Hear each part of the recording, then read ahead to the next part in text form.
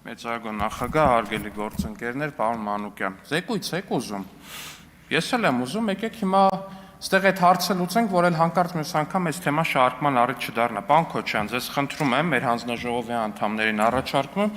եկեք կազմակերպենք հանրային լսումներ, որի ընթացքում այդ զեկույցի բաց մասը հանրային լսումների ձևաչափով ոչ միայն խորհրդարին, այլ մեր հանրությանը կներկայացվի, բաց մասը։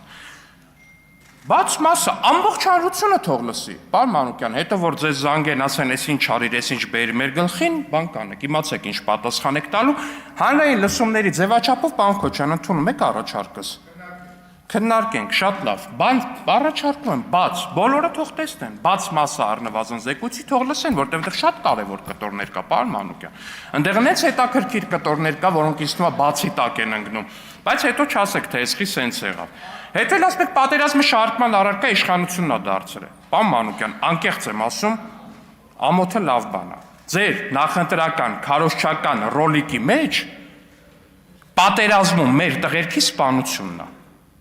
Հայաստան դաշինքի նախընտրական ռոլիկի մեջ, որը տվել եք հեռուստացույցով գովազդ, մեր տղերքի սպանության կադրերն են։